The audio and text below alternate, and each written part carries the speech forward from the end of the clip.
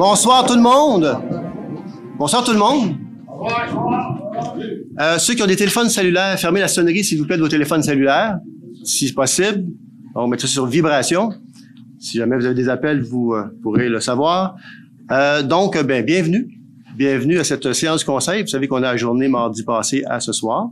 Et donc, je vais ouvrir la séance du conseil. Donc, est-ce que j'ai un proposeur pour l'ouverture de la séance? Je propose. Proposé par M. Boisjoli. Est-ce que j'ai un appuyeur? J'appuie. Appuyé par Mme Clermont à ma gauche, ceux qui sont en faveur. D'accord. À ma droite. D'accord. Alors, c'est unanime. Si vous le permettez, on procéderait de la même façon que la semaine passée, avec quelques petites modifications qu'on veut vous proposer. D'abord, de toujours se lever lorsque vous avez une question ou un commentaire, d'aller au micro. Deux raisons. La première, c'est que vous savez que c'est sur Facebook, donc les gens qui sont à la maison, qui écoutent la séance, s'ils n'entendent pas la question, pas donner une réponse, ils ne savent pas de quoi on parle. Premier point. Deuxième point, la séance est enregistrée, ce qui est, à mon avis, une excellente chose, parce qu'elle étant enregistrée, tout ce qui va se dire va être retraçable par l'enregistrement. Alors, c'est deux bonnes raisons, à mon avis, pour lesquelles on demande vraiment aux gens d'aller au micro. On procéderait par une première présentation. Ça va être Madame Thibault et Monsieur Maheu qui vont procéder à juste vous présenter peut-être, Madame Thibault, qui est coordonnatrice du département urbanisme, donc urbanisme de formation, pour ceux qui ne l'avaient pas rencontré, et Monsieur Maheu, qui est directeur général, mais qui est aussi urbaniste de formation. Alors, on va lui laisser vous faire une présentation. Vous avez soulevé des questions la semaine passée et en termes de précision, puis les gens veulent voir exactement ce que ça touche, comment ça va toucher. Alors, je pense qu'il y a une carte qu'on va faire apparaître tantôt à l'écran. Alors, sans plus tarder, je vais demander à M. Maheu de commencer la présentation. Sachez que à la suite de la présentation, s'il y a des questions, ça serait à la fin. Et sachez que on va répondre dans la mesure du possible à toutes les questions. Et ça prendra, comme on dit, le temps que ça prendra. On va répondre aux questions. Et puis, ensuite, vous pouvez aussi aller au micro pour faire des commentaires ou suggestions. Alors, M. Maheu, à vous la parole. Donc, en fonction du règlement administratif qui avait été présenté la semaine passée, peut-être à titre d'introduction, si on se rappelle, un règlement administratif, c'est un peu la procédure que doit suivre l'inspecteur lorsqu'il va émettre les permis. Il y avait certains points qui avaient été rapportés comme étant ou pouvant porter à confusion. Donc, il y a certaines précisions qui ont été apportées à certains articles. Tout d'abord, article 92, ça se lisait « Quiconque désire procéder à l'abattage d'un arbre ayant une tige végétale dont le diamètre est supérieur à 10 cm mesuré à une hauteur de 30 cm du niveau naturel du sol doit fournir les documents et renseignements suivants. » Ensuite de ça, il y avait une liste de renseignements. L'ajustement proposé, c'est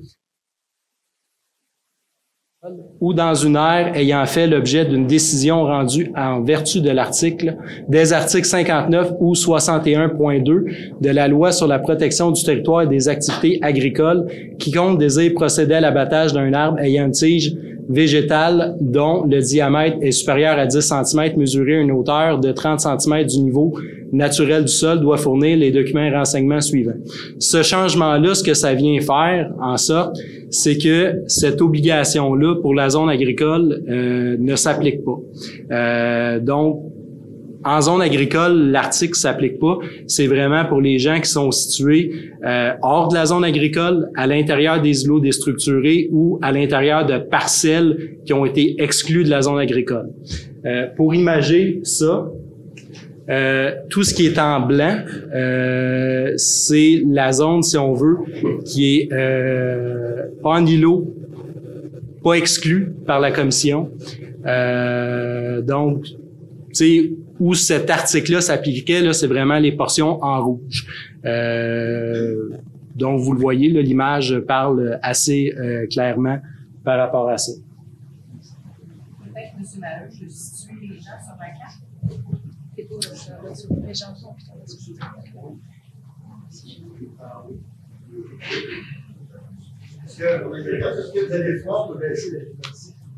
Vous avez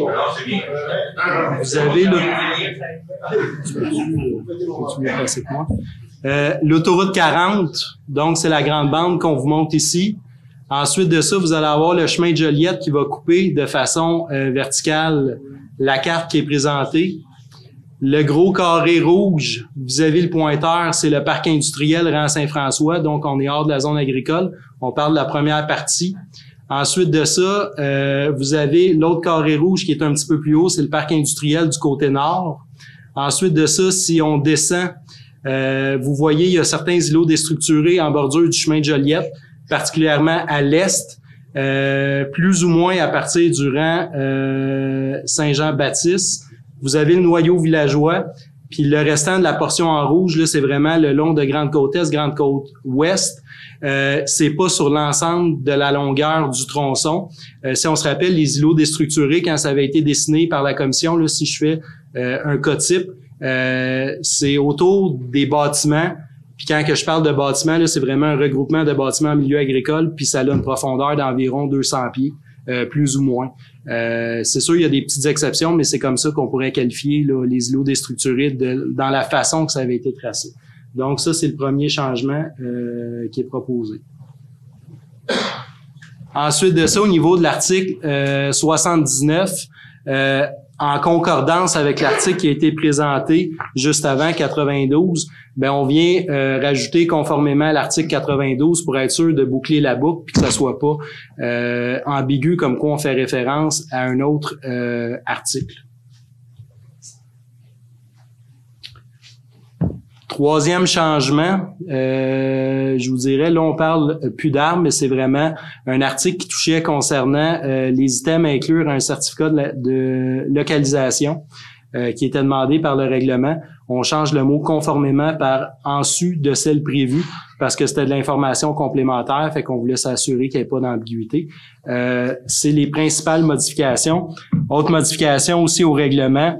À l'article 18, le 4e paragraphe est modifié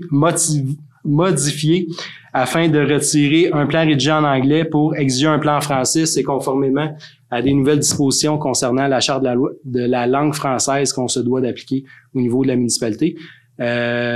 Ça résume les modifications qui ont été apportées depuis la dernière fois où on a eu une présentation. Donc, moi, si vous êtes prêts, on peut prendre des questions, commentaires, immédiatement. Il faut aller au micro. Là, juste suggérer, mais est-ce qu'on peut y aller? Il faut aller au micro. Ça va?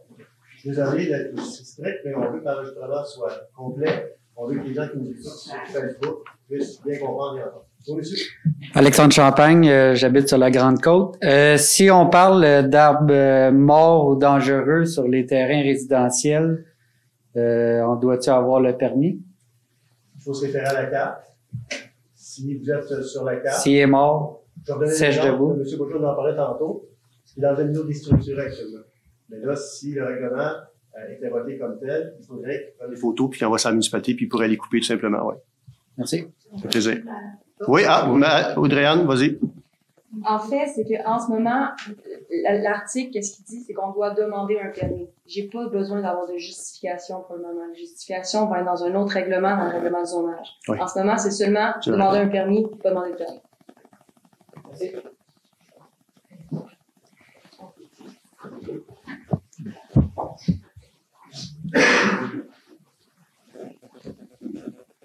Alex Latterreur, rang Saint-Jean-Baptiste. Dans le premier document que vous avez transféré, il y avait plusieurs articles que j'avais soulevés à la dernière rencontre. Il y avait l'article 43, que vous parlez pas. L'article 43, c'était une demande de permis automatique pour abattre un arbre, peu importe la zone, à partir de 10 cm, à partir de 30 cm du sol. Est-ce qu'encore une fois, le règlement de zonage est applicable là? Audrey-Anne, veux-tu prendre le micro, s'il te plaît? Et je vais laisser répondre les gens qui sont des experts dans le domaine. Comme ça, je veux m'assurer que vous ayez la bonne réponse. Juste pour bien comprendre, est-ce qu'on parle de demander un permis pour ou on parle du 30 cm là? Dans la question. On peut commencer par le permis, après ça, on parlera du 30 cm. OK. Bon, ben, le permis va s'appliquer pour toutes les zones en rouge. Pour le permis d'un arbre individuel ou mettons, une coupe d'arbres individuels, ça va s'appliquer pour les zones en rouge. Pour toutes les autres zones, prescription sylvicole, on reste de la même manière qu'on est en ce moment. Mais mettons, quelqu'un qui prend pas une prescription sylvicole, qui veut faire un peu de bois de chauffage, comment ça va fonctionner? Si c'est dans le blanc, Ouais. il continue comme c'est là. Il n'y a pas de permis, il n'y a pas d'autorisation à demander, il n'y a pas de changement par rapport à aujourd'hui. Puis, est-ce que cette petite distinction-là va être écrite quelque part dans le règlement pour que ça soit écrit? Ouais. Ben, le texte, c'est ce qui était proposé. Juste le texte en vert, c'est ce qui est proposé. Donc, tout ce qui est hors de la zone agricole, donc hors de la zone agricole, on parle de tout ce qui est pas périmètre urbain. OK, je dois avoir mal compris. Dans le fond, le 92, c'est ce que vous proposez comme changement. Oui. Mais ce genre d'intitulé-là en vert, il va être applicable pour tous les endroits qui y a l'abattage d'arbres. Non, c'est que l'article 92 est applicable à l'abattage d'arbres, est applicable à quiconque désire procéder à l'abattage d'un arbre. Ouais. L'article 93, on parlait de prescription sylvicole, on parlait d'opération forestière. Donc, Pouvez-vous afficher le premier document qu'on voit les articles comment il a été écrit? Mais il est écrit comme ça, à gauche. Ouais, mais moi, je parle du 43, mettons, là. 43, c'est sanctions spécifiques à l'abattage d'arbres. C'est ça? OK, on parle des sanctions. Non, mais mettons, dans le 43, il y a des sanctions pour quelqu'un qui va abattre un arbre. Ouais. Où est-ce que c'est écrit que le monde en milieu agricole sont pas sanctionnés? Ils sont sanctionnés parce que l'abattage d'arbres est assujetti. Cette disposition-là vient directement de la loi sur l'aménagement et l'urbanisme. Donc, c'est une disposition que ça s'applique à tout le monde. La seule différence, c'est que tout ce qui est, mettons, en milieu agricole, bon, ben là, si c'est plus qu'un hectare, c'est abattre 1 hectare ou plus, là, ça s'applique dans cette disposition-là. OK, donc, si je résume, là. Oui. On peut, n'importe qui a un milieu agricole, une forêt, peut abattre moins de 1 hectare sans permis. En sans tant que prescription. tel, cette disposition-là est dans l'autre d'avant, est dans le 92-93, qu'est-ce qui assujettit à un permis. Là, on parle, les sanctions, c'est si c'est assujetti à un permis. Okay. Donc, si on est en agricole, si on est assujetti à 93, qui est opération forestière, si j'ai pas besoin de permis pour autre chose qui cadre 93, ben ça s'applique pas comme sanction. OK, je rebondis là-dessus, opération forestière, c'est nous parlé, c'est 1 hectare et plus. C'est comme ça que vous l'avez déterminé? Non. Non, c'est déterminé comme... En ce moment, il y a un régime qui existe au niveau des opérations forestières, au niveau des travaux sylvicoles. C'est le même régime qui continue. En date d'aujourd'hui, de demain ou d'il y a une semaine, c'est la même chose.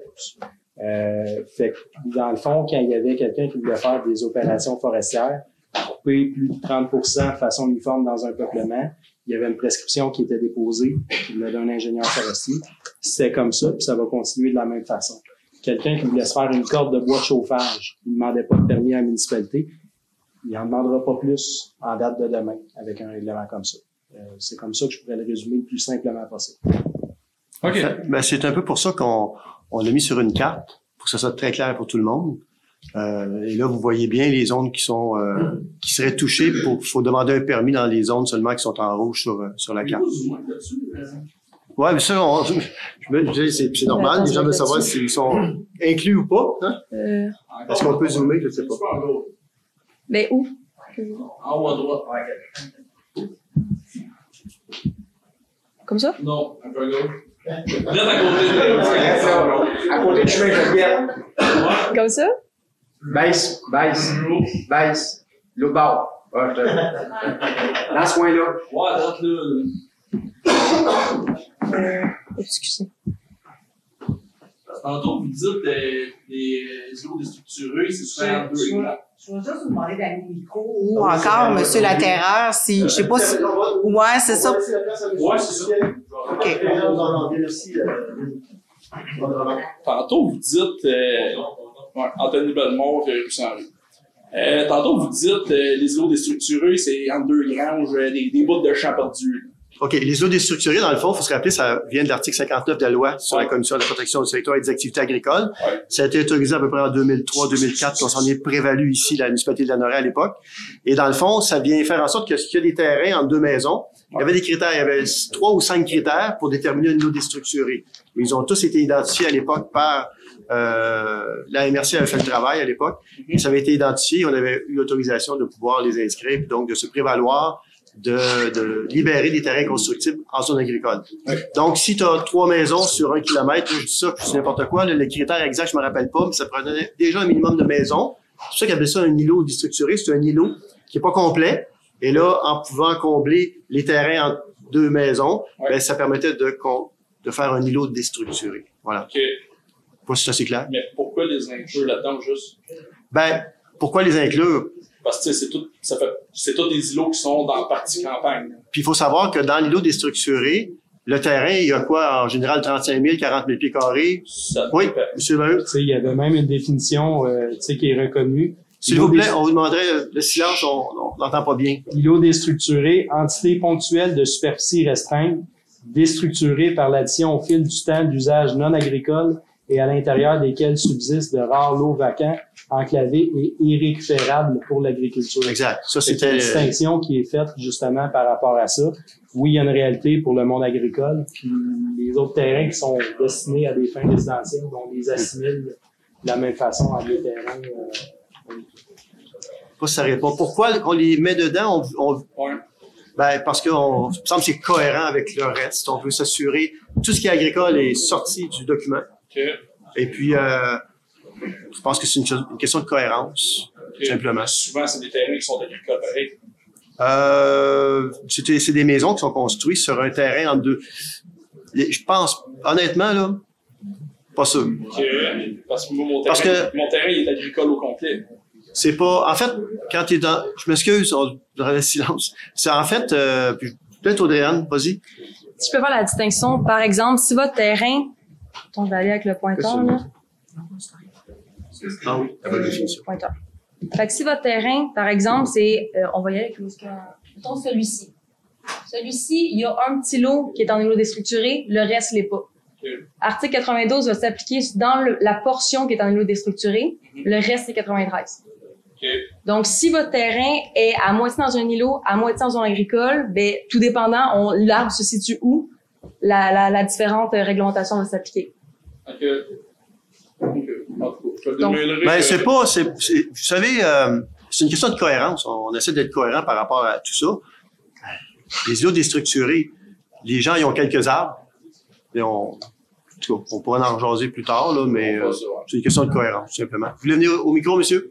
Oui, monsieur le maire, parce qu'un îlot déstructuré, est-ce qu'il est sorti de la zone agricole? Non, à ce moment-là? il n'est pas en exclusion. Il est pas en exclusion. Il est dans la zone agricole.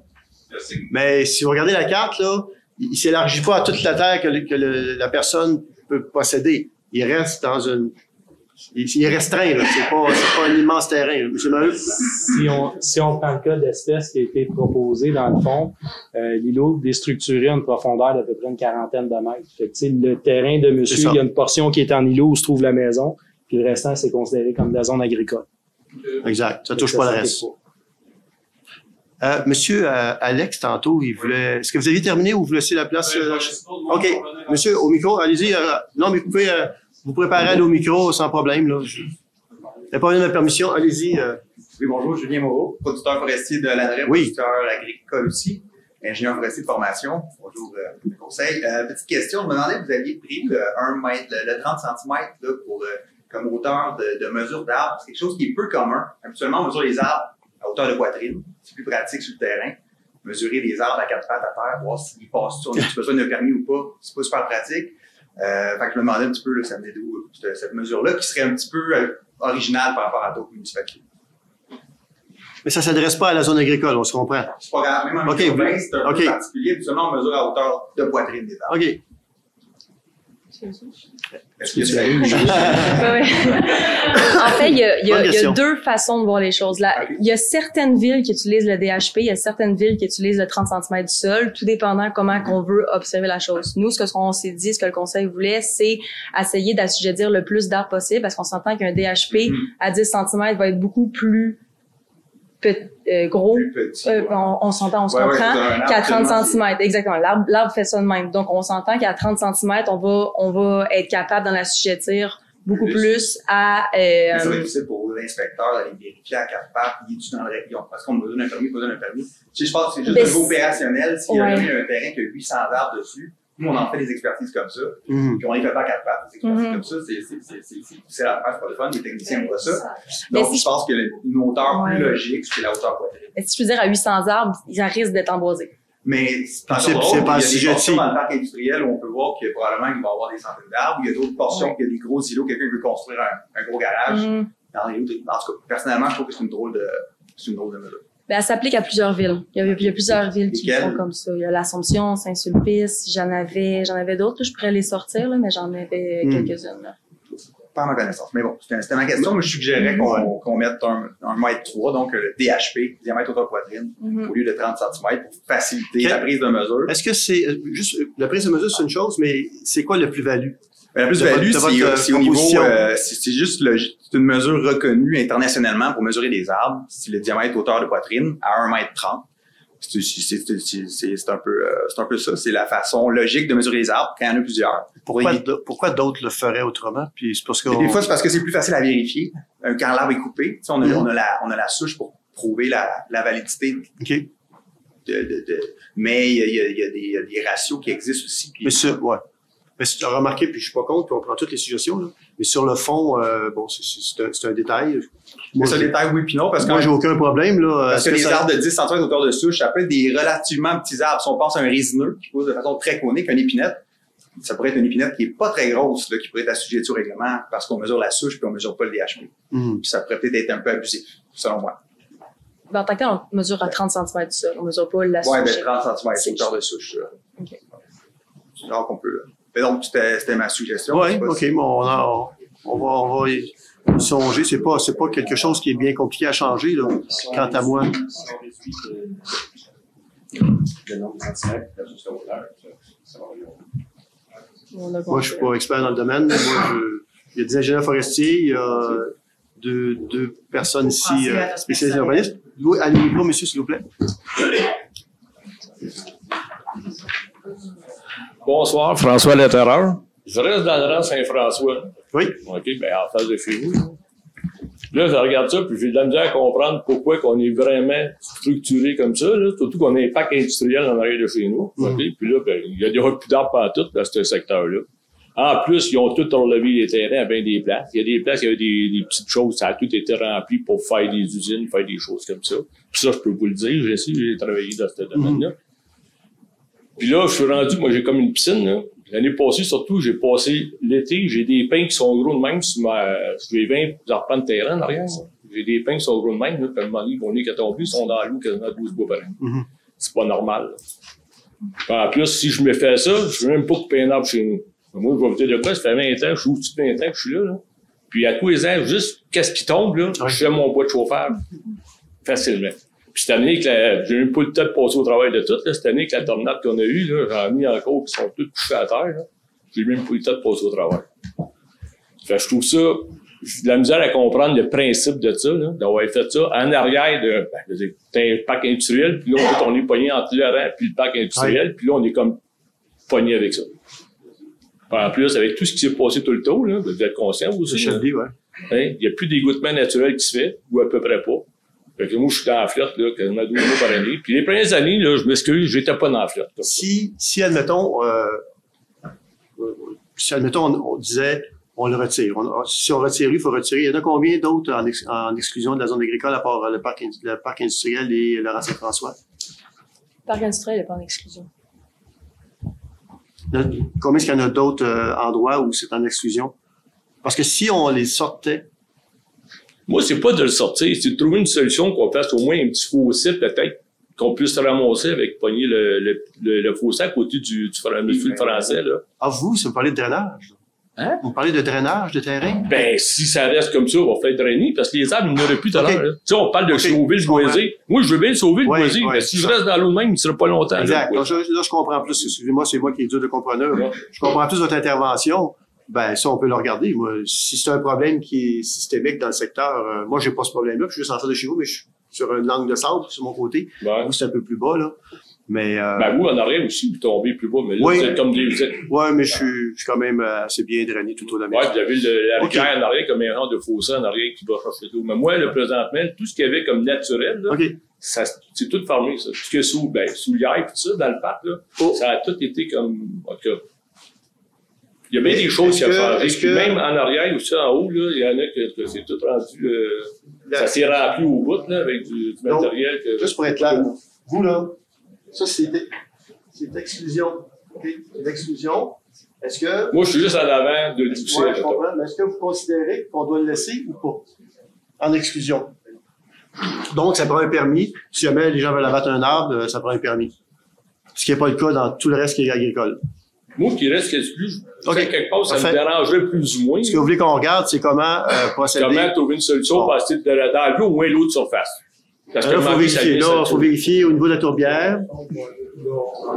C'est autre chose. C'est autre chose. Voilà, on est dans un document administratif. Mais ça, si vous voulez, on pourra... On pourrait tout, tant qu'à moi, on pourrait tout enlever ça, parce qu'il y en a 3 Mais si vous voulez, là, ce bout-là, on pourra s'en reparler. OK? On pourra s'en reparler. Ah, quand vous voulez, moi, mon cellulaire est public, 450-494-1606. Les gens peuvent me...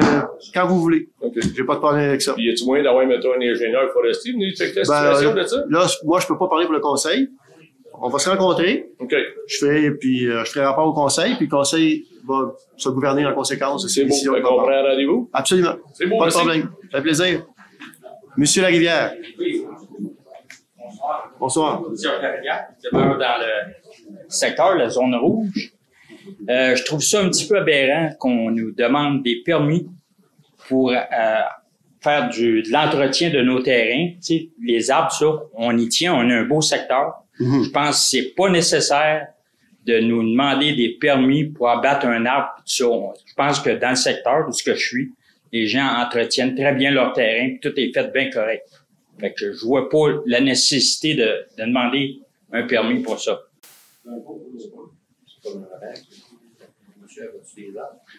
Ben c'est ça, il y a toujours un risque, vous savez, s'il n'y a pas de règlement qui vient, parce qu'on est tous contents d'où on reste. Ce secteur-là, on est tous contents, parce que justement, il y a beaucoup d'arbres.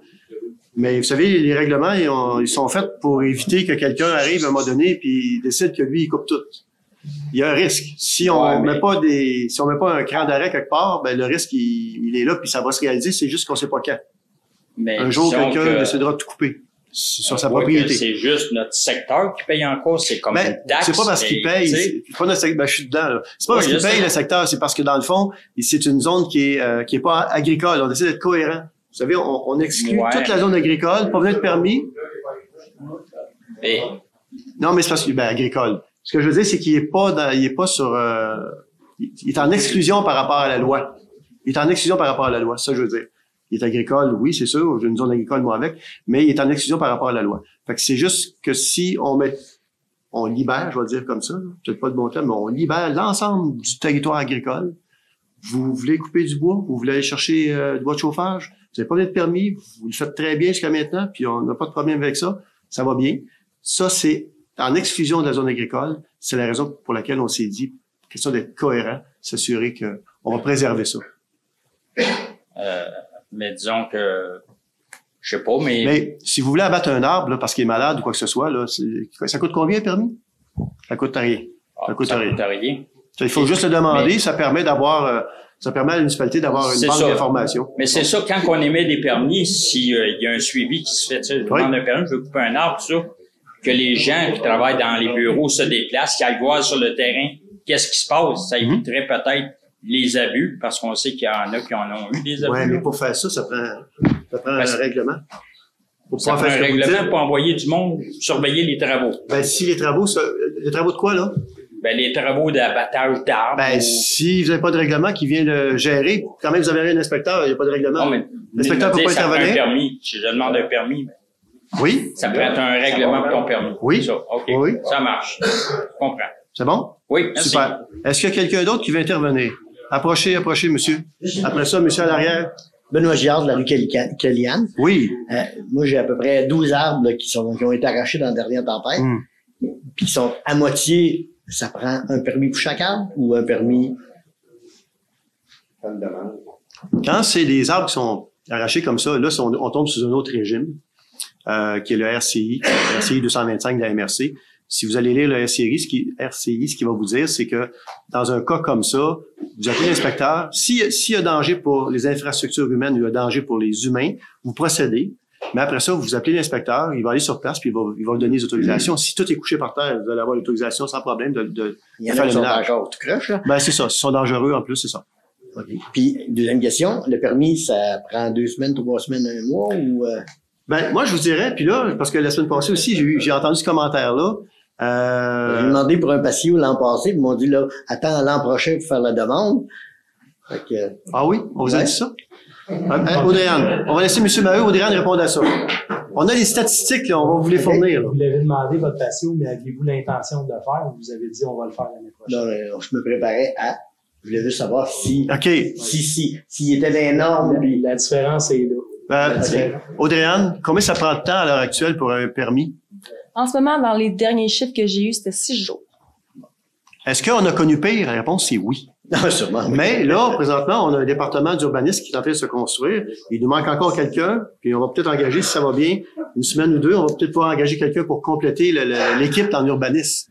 Il y avait, vous savez, la COVID, on se rappellera, ça a amené plein les gens avaient beaucoup d'idées, puis c'est parfait, là.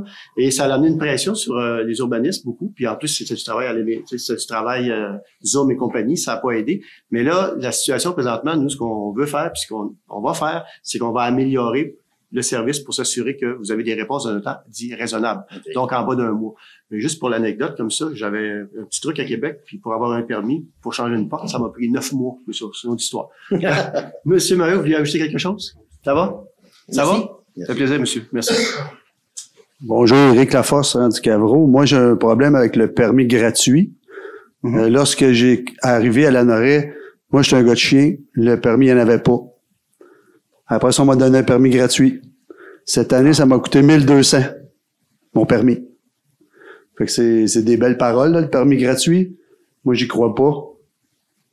Vous êtes capable d'écrire ça dans un article de loi qui va rester gratuit. J'aimerais ça. On peut l'écrire, mais vous savez, les lois, les règlements, ça se change. Mais l'écrire, là, ce qu'on vous dit, c'est que c'est gratuit. Puis pour le moment, en tout cas, pour moi, c'est gratuit. Si la réponse est claire. Maintenant, il y aura d'autres membres de conseil, il y aura un autre conseil un jour, puis peut-être qu'ils vont décider de mettre un montant. Je peux pas prédire l'avenir. Je peux pas prédire l'avenir. Désolé pour ça, là. On va appeler Jojo. Est-ce qu'il y a d'autres questions? Mais vous avez raison de craindre, M. Laforce. Je comprends ce que vous me dites. Est-ce qu'il y a d'autres questions? Ça va? Moi, j'aimerais avoir peut-être, je sais pas, là, parce que sur le fond, la semaine passée, c'était de s'assurer que ce que vous faites présentement, que vous faites très bien, vous vouliez continuer à le faire. Est-ce que ce qu'on vient de vous dire ce soir, ça vous va? Monsieur Champagne, vous allez au micro. On va juste terminer la question de fond. À moins que ce soit une question de fond. C'est vrai. Ah, c'est pas. Oui. Actuellement, si là, vous me corrigerez, actuellement, si vous voulez couper un arbre dans ce qu'on vient de monter sur la carte, là, la municipalité paie. Et si jamais l'arbre est malade ou est dangereux, on paie présentement. Allez-y, M. Maheu. Ce qui arrive dans la zone où c'est mis en rouge, si l'arbre serait malade, mort, etc., c'est quelque chose de flagrant. Envoyer une photo, c'est suffisant. Puis ça, c'est précisé au règlement là, de ce côté-là. Dans certains cas, ça pourrait requérir l'avis d'un expert, mais c'est pas dans tous les cas. C'est pas tout le temps gratuit. Puis présentement, dans les PIA, là, vous corrigez-moi si je me trompe, présentement, dans les PIA, c'est la municipalité qui paie l'expert pour aller vérifier. Est-ce que cette norme-là, cette façon de faire-là devrait être cohérente? Je pense que oui. Puis ça, on verra le conseil s'il est d'accord. Ça va? OK. Deuxième commentaire pour les affaires d'arbres. L'article 43, les sanctions sont pas à jour. La loi a changé le 8 décembre 2023, puis les amendes sont beaucoup plus salées. Ce serait peut-être bien de mettre ça à jour avant de... Mais vous savez, Monsieur Gagnon, oui. Vous voulez qu'on augmente les amendes? Ben, j'ai obligé. Dans le fond, la loi dit qu'elle a précédence sur tous les autres articles de loi municipale. C'est la loi provinciale qui s'applique. Quelqu'un veut répondre à ça du côté de M. Restez là, M. Gagnon. Restez là, M. Gagnon. Je vais juste terminer. On va vérifier. 233.1, loi sur l'aménagement urbanisme. Maintenant, on mise va... à jour dans la loi numéro 5 l'année passée. Vous savez que les lois, tout comme les règlements, évoluent dans le temps. Et cette évolution-là, ce règlement-là, c'est un règlement administratif. Puis pour ceux qui n'étaient pas là la semaine passée, je tiens à le préciser, ce règlement-là, il réunit en fait, c'est pas tout le monde qui est au courant, je vais vous le dire, là. Il y avait 2 municipalités avant Lanoraie. Il y en a qui le savent. Il y avait la campagne, il y avait le village. Le 6 décembre 2000, il y a eu regroupement des 2 entités politiques pour faire Lanoraie. M. Carmer est là, ici, on était là à l'époque, M. Carmer. Donc, il y a eu regroupement des 2 municipalités pour faire le Grand Lanoraie. Et donc, l'objectif du règlement administratif que vous avez devant vous, je dis bien administratif, c'est pour permettre à nos urbanistes de pouvoir procéder, de pouvoir avoir une bible pour pouvoir procéder à leur travail. Ben, le regroupement, à l'époque, il y avait 2 règlements pour Saint-Joseph, puis il y avait urbanisme, puis il y avait 2 règlements pour la Nord-Dautré. Et là, ça fait 24 ans maintenant que ces gens-là travaillent avec 4 règlements. Si vous allez me dire, on peut encore attendre 24 ans. Le problème, c'est que quand tu travailles avec 4 règlements, c'est que les chances de commettre des erreurs sont beaucoup plus grandes que si tu travailles avec un règlement. Et honnêtement, puis je vais vous dire en toute transparence, il n'y a pas tellement longtemps, l'an passé, on l'a échappé belle parce qu'on aurait pu se retrouver avec un fichu problème. Alors donc, après 24 ans, de fusionner les 4 règlements pour en faire un, puis permettre à nos employés de travailler dans un environnement là, sécuritaire, je pense que c'est important. Puis ce que je veux dire, j'ai dit tantôt, mais je vais le répéter, tous les règlements, toutes les lois changent et évoluent selon la société au fil du temps. Donc, est-ce que ce règlement-là, présentement, il est parfait? La réponse, c'est non. Est-ce qu'il y aura des correctifs, des éléments à apporter? Peut-être que dans un mois, vous allez nous appeler, hey, tel truc, on va le regarder. Puis ça change, là. La perfection, ça n'arrive pas. Monsieur Maheu? On va effectivement assurer la concordance avec la LAU. Il y avait des petites coquilles au niveau des montants prescrits. Parfait. Donc, ça va être fait. Oui, ça va être intégré. Ça va être fait. Okay. Article 79, alinéa 13, est-ce que j'ai pas compris tantôt si ça va être modifié, ça, de l'intervention de vie? Bien, parce que... Mais c'est ça.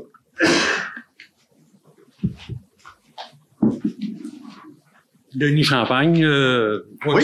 En ce qui me concerne, j'ai bien compris la patente, ça me semble correct. Ça vous va? Ça me va. Puis si on n'entend pas de commentaires négatifs, ça doit être parce que c'est correct. Super. On est là pour chialer, mais on est là pour dire que c'est correct. Ben moi, je vais vous dire, Monsieur Champagne, je vais vous dire, moi je suis content que vous soyez là. Et puis, vous savez, on est sur Facebook, on est sur Internet, les règlements sont tous publiés. On va apporter un changement. Et on en a parlé tantôt, là, c'est qui me disait ça? C'est Marie-Ève. Marie-Ève, tantôt, proposait qu'à l'avenir, quand on a le règlement 1087-2024, là, ben à l'avenir, on va mettre un petit texte qui va l'expliquer un peu plus.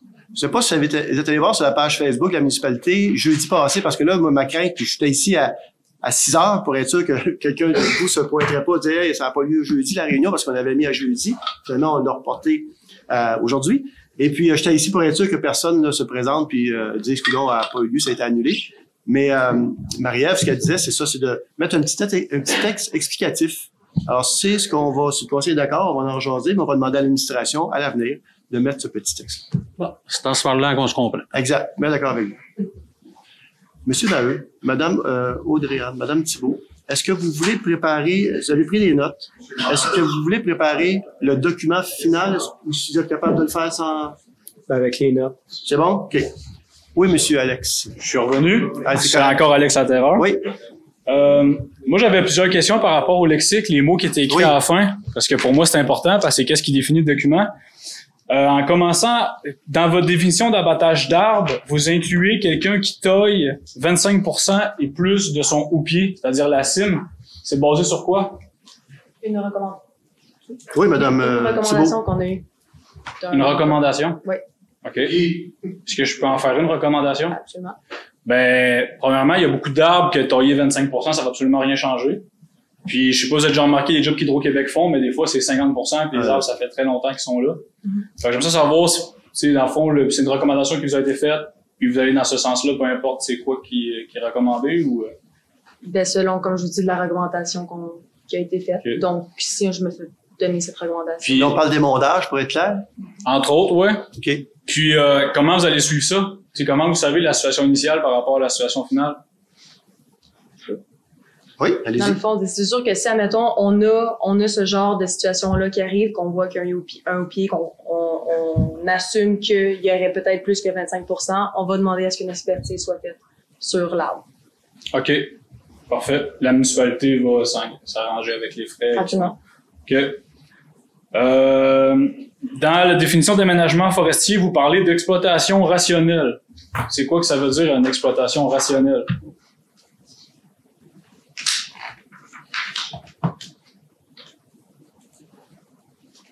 Ça, si je ne me trompe pas, c'était en lien avec une autre définition. Je pourrais revalider puis vous revalider. Ça vous va si on vous envoie l'information? Oui, ben je trouve que c'est beaucoup de subjectivité, là, de la rationalité dans l'opération. Mais en lien avec quoi? Pour amener à quoi? Ben, vous parlez d'aménagement forestier. Oui. Fait que pour moi, l'aménagement forestier, c'est autant du reboisement jusqu'à la coupe finale. OK. Puis c'est pour moi, tout est rationnel quand ça va dans le sens du peuplement, sauf qu'à la municipalité, qui a l'expertise pour dire que c'est rationnel? Qu'est-ce qui va vous faire un déclic pour dire ça, c'est pas rationnel? Ben, si on parle d'opération forestière, ça va être l'ingénieur forestier. OK. OK. Après ça, l'arbre, encore une fois, je vais revenir là-dessus. Là, je suis aussi ingénieur forestier, puis honnêtement, je comprends que vous avez demandé c'est quoi le plus-value de le remettre à 1,30 m. Votre plus-value, c'est d'inclure plus d'arbres. C'est juste ça, votre plus-value? Ben, en fait, c'est d'assujettir l'abattage, assujettir la demande de permis d'abattage d'arbres à un plus grand nombre d'arbres. OK. Honnêtement, le diamètre à souche, c'est que c'est juste pour faire un suivi d'après-récolte ou d'après-traitement. Puis c'est pour déterminer quelle hauteur il y avait l'arbre à 1,30 m. Juste qu'on comprenne qu'on parle pas de traitement ou qu'on parle pas de récolte ou quoi que ce soit. C'est un abattage d'arbres. Parce que comme l'intervenant de tantôt, Julien a dit, là, 10 cm à un pied du sol, ça peut être une hydrangée sortie jusqu'à 25 ans dans ma plate-bande. Ça aussi, c'est soumis. Ouais. OK.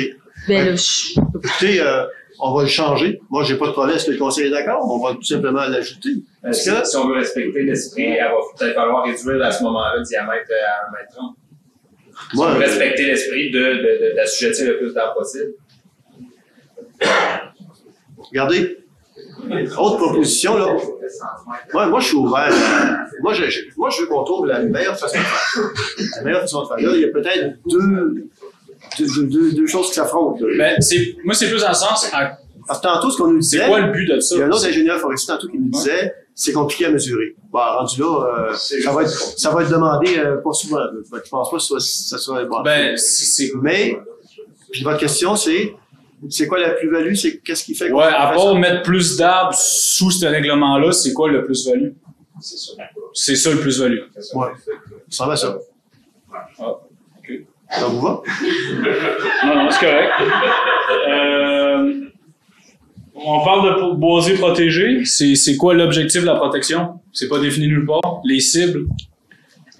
Les questions de boisé protégé, là, tout ce qui est boisé protégé, ça réfère à un RCI de la MRC de Dautré. Il n'y a pas de changement par rapport à ça. On ne vient pas rendre les dispositions plus sévères, moins sévères. On ne peut pas les rendre moins sévères, mais on reste avec les mêmes normes identiques. Ce qu'on disait tantôt, ce qui s'appliquait hier va encore s'appliquer demain, puis il n'y a pas de changement par rapport à ça. C'est un règlement édicté par la MRC de Dautré. Okay. En 2011. Ouais, je l'ai, j'ai tout le voir. Ouais, d'accord. Après ça, dans le règlement, vous parlez de coupe d'assainissement, coupe de jardinage et coupe de remplacement.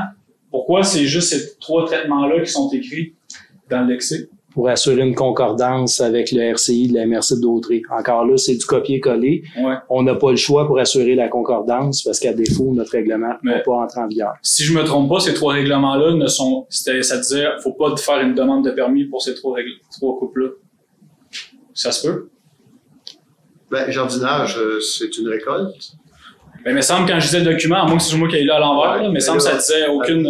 Avec la disposition qu'on amène, toute la zone agricole est... Ouais, c'est parce que une coupe de remplacement, là, c'est que je rentre dans le bosé puis je coupe tout. Oui, c'est une coupe totale. Si on veut. Quelqu'un me disait l'autre jour que ça n'existait pas, ça se faisait pas, là. Ben, ça peut se faire, c'est ça. Ben oui, ça peut se faire. Okay. C'est un traitement silicole comme les autres. Mais encore là, on ramène à la base. Il y a 2 principes. Il y a à l'intérieur, si on veut, des secteurs plus urbains qu'on a identifiés, puis il y a en secteur ou en zone agricole. En zone agricole, c'est des coupes forestières ou des opérations sylvicoles. Puis les conditions pour obtenir un permis ou une autorisation, il n'y a pas de changement par rapport à ça. C'est la même chose que c'était avant, mais les définitions sont encore là parce qu'il y a des libellés qui font référence à ces définitions-là. Mais dans votre document, j'ai trouvé aucune référence. Il y a juste ça dans le lexique. C'est pour ça que je me demande pourquoi ils sont là. Parce qu'il n'est pas dans ce document-là, probablement. Il se trouve dans la RCI. Puis par concordance avec le RCI, on doit le retrouver dans ce document-là. Je suis certain parce que me semble quand j'ai lu l'RCI, ça disait pas de demande de permis pour ça. Fait que quelqu'un pourrait faire une coupe de remplacement sans demande de permis. Juste pour celui-là? Ben, il y a coupe d'assainissement, coupe de jardinage, coupe de jardinage, est-ce que ça prend un permis? Ben, actuellement, oui. Ça prend une prescription, exact. Ouais, mais là, ça dit pas besoin. Puis remplacement, on enlève tout, c'est ce qu'on disait? Oui. C'est pas défini. Puis une coupe d'assainissement, c'est toujours pour assainir normalement. Là. Une coupe de jardinage, le but c'est d'assainir la forêt. Mm-hmm. On va laisser vous pouvez continuer à regarder. Ces coupes de remplacement, c'est pas défini? Mais vous n'en parlez nulle part, sauf dans votre lexique. Le lexique fait partie intégrante du règlement. Exact. Mais il n'y a aucun article qui parle de ça. C'est juste un mot dans le lexique. Mais le lexique fait aussi référence au RCI. Ouais, c'est ça. Il y a un lien dans tout. Ouais. Exact. Mais avez-vous lu le RCI? C'est pas défini c'est quoi les coupes dedans. Ah, ben là, c'est... Ouais, mais je comprends. On n'a pas de pouvoir sur la RCI, il faut s'adresser à la MRC. Là. Okay. On peut lui soumettre l'incohérence, par ailleurs. On peut lui soumettre, puis on verra ce qu'ils en diront. On va le prendre en note, Audrey-Anne, on va vérifier avec l'urbanisme de la MRC sur ce point-là. Puis si eux, ils ont à faire des corrections, nous, on se mettra en concordance s'ils font des corrections. Si vous parlez d'érablières, vous avez mis 4 hectares minimum. Pourquoi? Ça fait référence à la loi sur la protection du territoire agricole. Peuplement de 4 hectares minimum, tel que défini. C'est un producteur forestier reconnu, ça? Mais quelqu'un qui a une érablière d'1 hectare, il peut faire, Mais au niveau de la loi sur la protection du territoire agricole, les références, les définitions ont été prises là. Ça va? Puis le dernier point. Allez-y. Vous parlez en bas de, plus loin, intervention forestière particulière. C'est quoi, intervention forestière particulière? C'est défini au RCI. Puis c'est pas défini dans l'RCI. Si c'est pas défini dans l'RCI, on va vérifier avec la MRC pour qu'ils corrigent si c'est ça, c'est nécessaire. C'est bon? Ça fait le tour de mes questions. Coupe de remplacement, il est vraiment et au RCI et à l'annexe. Okay. On vient de le valider, il est aux 2 places. Ouais, mais est-ce que c'est bien, c'est peut-être moi qui ai mal lu, par exemple, c'est-tu bien écrit qu'il n'y a pas de demande de permis pour cette coupe-là?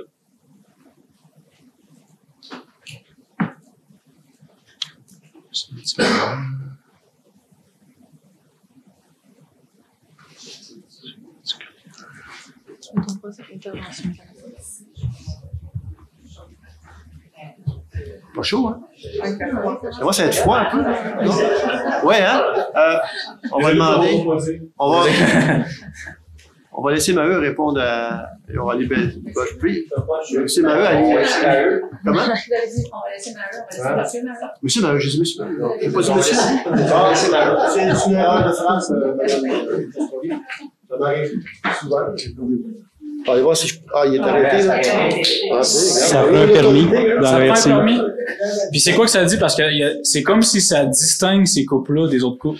Dans le fond, c'est considéré comme une intervention forestière particulière au paragraphe F. Ouais. Dans le cas des interventions prévues au paragraphe A, E, F du présent article, la coupe d'arbre doit faire l'objet d'un certificat d'autorisation de la part de la municipalité, conformément à l'article 15.1.2 du règlement. Fait que ça en prenait un, puis ça continue. Puis il n'y a pas une place, ça les exclut? Faudrait chercher, là, peut-être. Ouais. C'est bon? Mais il me semble que j'avais vu quelque chose de particulier par rapport à ça. Ben, vous nous reviendrez, si jamais vous trouvez de quoi, là, vous appellerez Mme Thibault pour genre discuter avec elle de cela. Monsieur Brouillette. Oui, ben, mon nom est Vincent Brouillette, je vais me nommer. Concernant la carte, là, je vois que le rouge, c'était à peu près tout que des maisons, ou à peu près. Mais là, dans le blanc, il y a quand même une grosse partie que je pense, c'est réglementé par le boisé, les terres protégées, puis un ratio qu'on peut pas couper plus que 30% sur 10 ans, dans le but de conserver la ressource. Fait que là, faut pas que tout le monde participe à soir et dire, je peux faire du bureau de chauffage, Ils savent tout ça. Mais ils savent tout le monde est informé pour pas arriver à dire on ne sait pas. Parce que, tu sais, il y a des démarches à faire pour ça. Oui, tout à fait. Là, je pense que le côté boisé, je pense qu'on navigue là-dedans. Même si on était, je pense, pas trop supposé en parler ce soir, mais ça a été reporté au début, mais c'est pas grave. Qu'est-ce qui a été reporté? Je m'excuse. Ben, vous avez parlé que vous enlevez la partie des forêts, puis c'était pour être reporté après la séance de consultation qui était pour avoir lieu la semaine prochaine sur la politique de l'arbre. La semaine prochaine, on parle de la politique de l'arbre, c'est complètement autre chose. C'est complètement. Cette confusion-là, c'est qu'on est arrivé à un moment où on arrive avec ce règlement-là après 24 ans, puis on arrive avec la politique de l'arbre, puis il y a eu vraiment confusion là, entre les deux. Il y a eu une collision, je dirais. Il y a eu une confusion. Allez-y, monsieur. Moi, puis concernant la hauteur du tronc d'arbre mesuré, je comprends peut-être que la politique, c'est pour le 10 cm à hauteur d'homme, ou un peu plus, mais on peut peut-être pour une façon fonctionnelle de la municipalité pour être efficace, peut-être de grossir un peu le ratio du 10 cm à hauteur de la souche, peut-être à 6 pouces, qui serait logique. Ça serait facile à valider à ce moment-là. Ça serait peut-être une affaire bonifiée. Ouais. En tout cas, allez-y. Ça m'emmène à une autre question. Les choses de permis il y a l'article 66, annulation et caducité d'un permis de construction. Puis je veux juste savoir pourquoi que c'est marqué les travaux ne sont... Un permis de construction devient nul et sans effet dans les situations suivantes. Puis la première situation, c'est si les travaux n'ont pas commencé depuis 3 mois. Oui, ça, c'est votre question de la semaine passée. On a la réponse, Madame Thibault. Ben, en fait, c'est juste pour s'assurer que nous, quand on fait un suivi, parce qu'à un moment donné, il faut que les travaux avancent. Quand on fait une demande de permis, c'est parce qu'on veut faire les travaux. C'est pas en prévision pour que les permis restent vacants. Donc, on veut que lorsque les gens fassent des demandes de permis, c'est pour faire les permis, pour que nous, on puisse faire nos inspections régulières après 2 mois, après 3 mois. En fait, ça peut être planter une coupe de piquet, faire des trous, commencer à tout le moins. Ça veut pas dire finir les travaux. Exactement. Juste les commencer. C'est juste ça. Puis eux autres, ça lui permet dans le système, après 3 mois, si la personne n'a pas bougé du tout, puis ils vont pas voir systématiquement, ça fait 3 mois, je prends mon auto, je vais envoyer sur le terrain, ils n'ont pas commencé, tout permis. Ça marche pas comme ça, là. Dans le fond, c'est juste pour s'assurer que si les gens changent d'idée, mais ils le disent pas, qu'on puisse savoir un suivi pour l'administration, c'est plus simple. Mais ça, c'est pour l'administration interne. Ouais. Mais le permis, il reste valable 12 mois. Vous avez eu ça à commencer les travaux. C'est pas si vos travaux peuvent commencer, votre permis va être valide tout le temps mais parce que c'est un an, un permis? Ben, c'est là, ça? Après, c'était 6 mois, s'il n'y avait rien qui se passait, puis après, là, on avait 12 mois. Parce que là, 3 mois, il est sévère, là. Si tu veux construire une maison, juste le temps de commencer, ferme de toi, t'attends d'avoir le permis de la municipalité, parce que sinon, tu te ramasses avec des commandes à stand-by. Non, si j'avais commencé, vous avez les plans. Madame Thibault, Madame Thibault, évidemment, répondez-nous.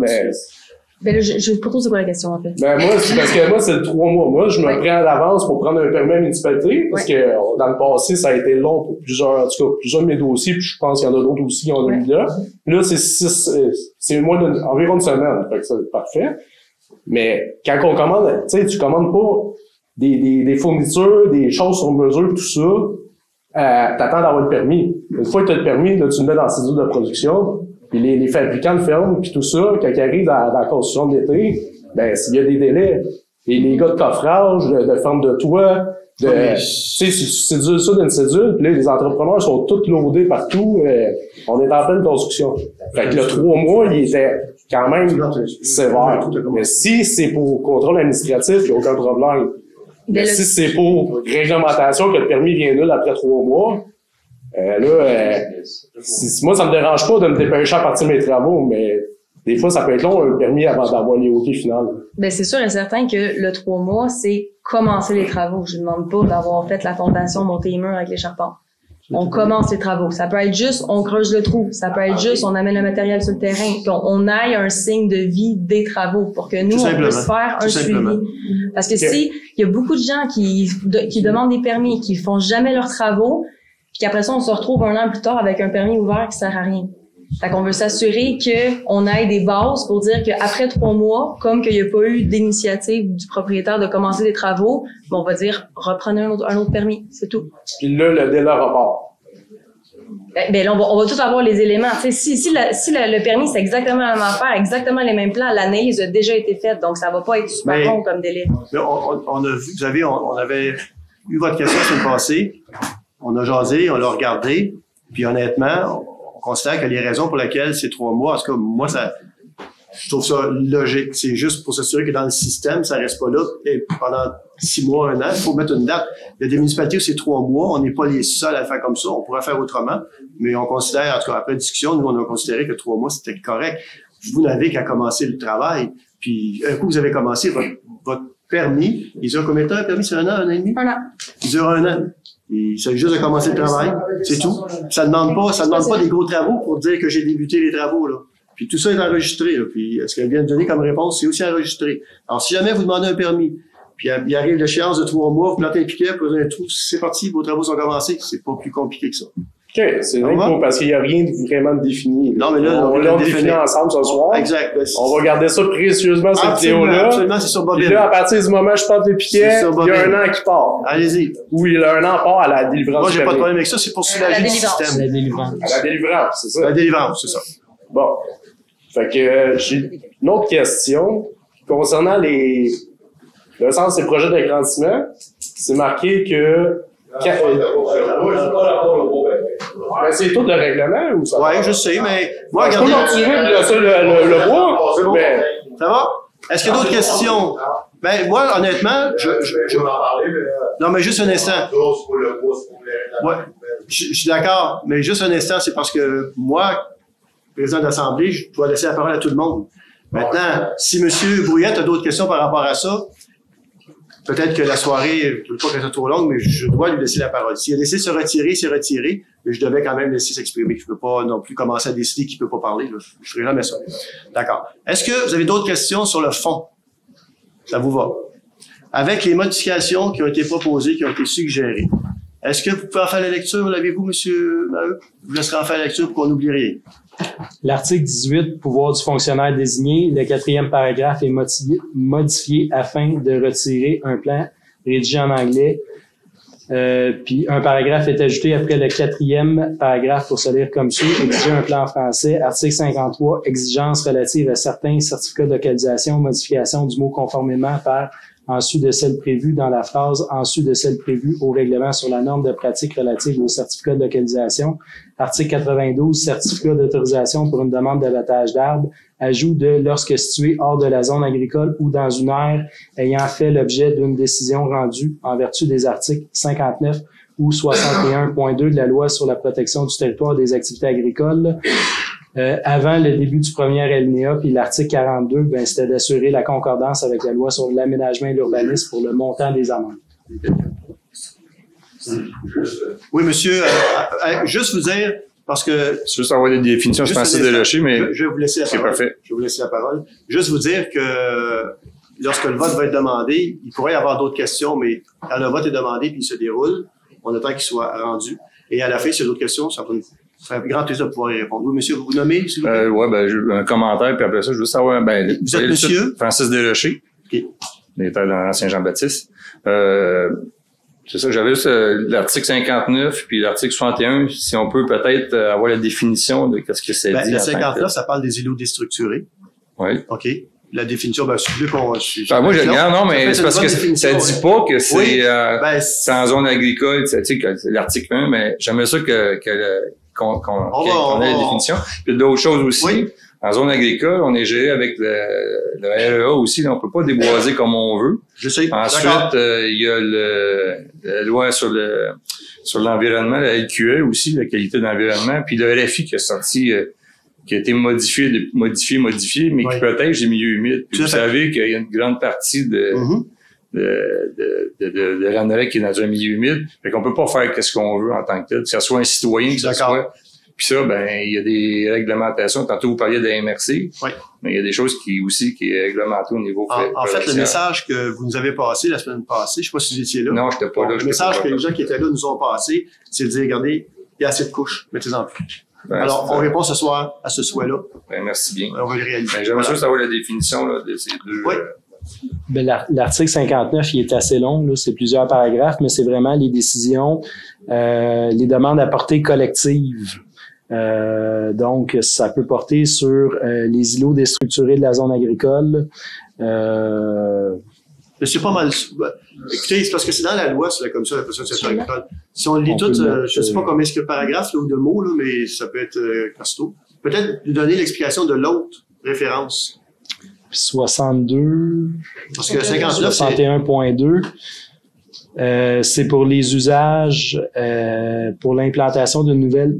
C'est dans le cadre de demandes, soit qui sont faites à des fins institutionnelles, commerciales, industrielles, ou pour l'implantation de plusieurs nouvelles utilisations résidentielles sur un lot contigu. Dans le fond, c'est que la municipalité va venir s'adresser ou la MRC à la commission pour aller chercher vraiment une plus grosse parcelle.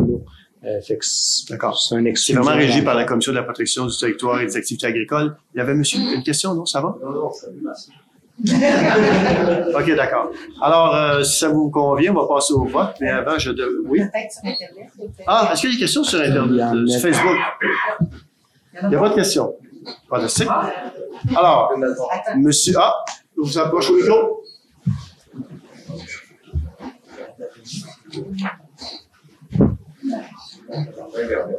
C'est concernant l'article 53, je ne sais pas si vous pouvez le présenter, M. Maheu. Est-ce que vous avez compris la question? À fond, 53 et 54, là,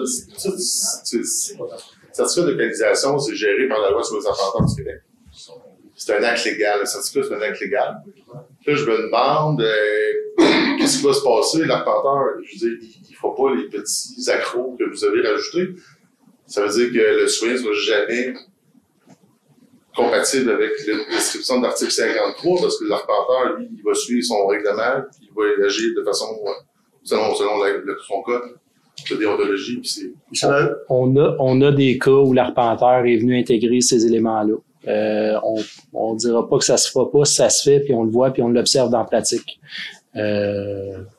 C'est ce que j'ai à rajouter par rapport à ça. Même chose pour 54, la localisation. Puis j'avais une question aussi pour le dépôt. Où ça se fait localisation, on parle d'un dépôt. Comment ça fonctionne le dépôt? C'est quel montant pour le déposer? Ce montant-là va être défini par le règlement sur la tarification. Puis là, c'est pas l'objet de la consultation. Non, je ne l'ai pas devant moi, mais effectivement, il y a... Je pensais que c'était pour si vous avez des questions comme ça, plus pointues, par rapport au règlement administratif, je le répète, n'hésitez pas. Vous pouvez envoyer courriel ou appeler. On va vous donner l'information. Puis ça sert toujours. C'est toujours utile d'avoir ces commentaires-là, ces suggestions-là, parce que ça nous permet à nous de se coller davantage à votre réalité, à notre réalité qui est la nôtre. Tout le monde ici, évidemment. D'abord, un permis de construction, pour une nouvelle construction, on va avoir un dépôt dont on ne sait pas combien à donner à la municipalité si on ne fait pas un certificat de localisation. C'est ça? Article 64? Mm-hmm. On ne sait pas combien. On le sait combien, c'est dans la tarification. Le certificat de localisation sert à quoi? Parce que maintenant, tu peux même vendre une maison. Est-ce que vous avez entendu la réponse de Mme Thibault? Oui. Voulez-vous répéter votre réponse, Mme Thibault? Ça va être défini dans la tarification. Oui, dans le règlement de tarification. OK. Et on va dire ça, je dis, on ne sait pas. Mais ce que je veux dire, à quoi ça vous sert? Si on peut même vendre une maison sans certificat de localisation, je pense que Mme a une question qui est au courant. Et nous, c'est juste pour s'assurer que qu'est-ce qui va être construit est conforme avec les dispositions en vigueur. OK. Et le plan d'architecte, le plan d'ingénieur, le plan d'implantation, c'est avant la construction. Donc, je peux pas m'assurer que la construction qui a été faite est implantée conformément. OK. C'est bon? Alors, je sais pas si je dois faire 3, 2, 1 partie, là. Est-ce que j'ai un proposeur? Il y avait une question? Ah, je l'avais pas vu.